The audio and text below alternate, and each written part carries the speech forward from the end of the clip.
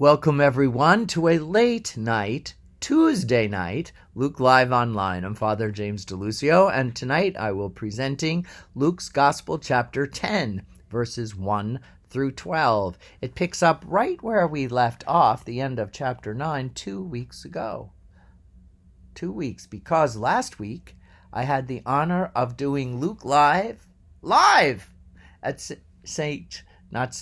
Sacred Heart Parish in Prosser, Washington. It was a spirit-filled time. We had over 100 people watching on Facebook, plus those who attended in person, and it was a spirit-filled time indeed. But now, for you, remember, 2 weeks ago, several people indicated interest in following Jesus and joining the band of the disciples. But after learning from Jesus himself of some of what would be asked of them, they decided they'd postpone their discipleship for a while. And now Luke chapter 10. After this, Jesus sent 72 others, and he sent them out in pairs to every town and village he intended to visit.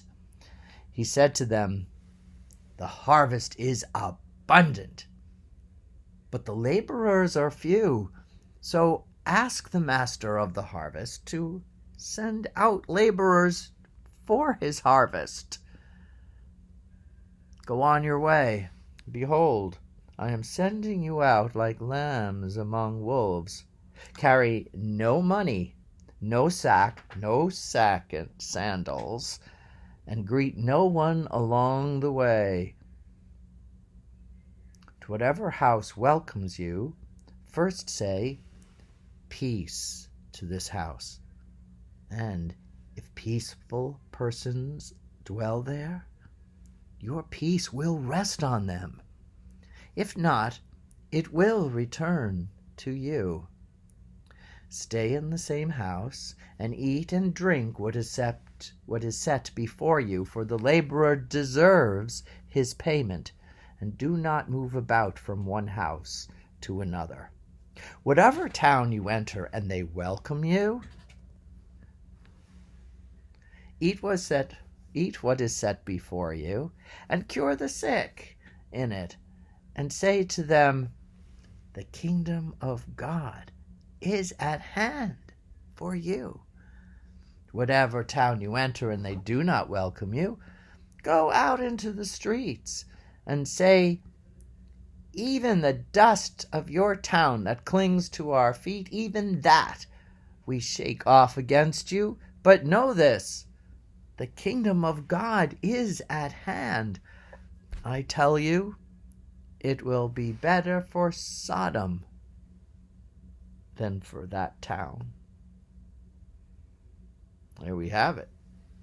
Well, this is the second sending out. First was the 12. Now it's the 72. And some little more information.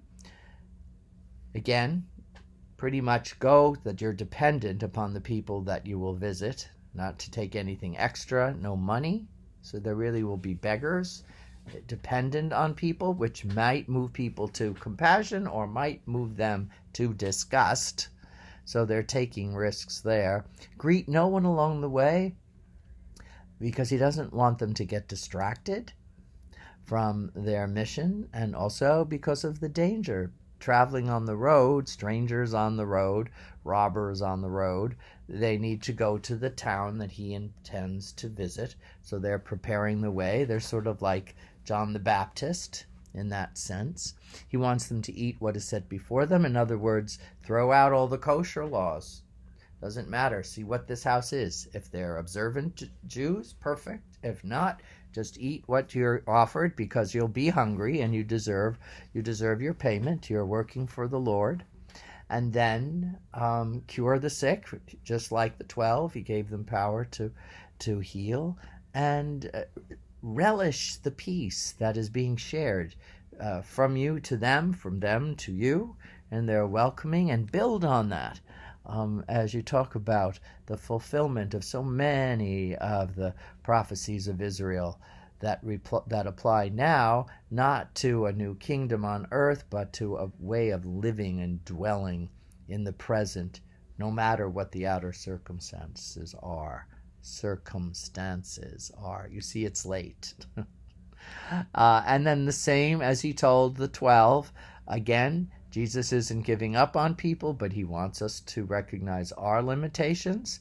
So celebrate those who welcome us, and if they don't, just move on. Move on. Don't start a war.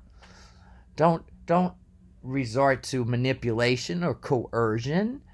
It's too bad that when Christianity was so tied to nations and their political realms that they didn't pay more attention to Luke chapter 10, verses 1 through 12. But we're learning now, aren't we? And so we're more educated. Well, hopefully that means we're more spirit-filled as well. Thank you so much for joining me this evening. It was getting later than I thought. So for those on the East Coast, you might be joining me tomorrow. For those on the West Coast, not that late. It's always good to see these little comments that you might be able to offer. God bless everyone, and have a good night.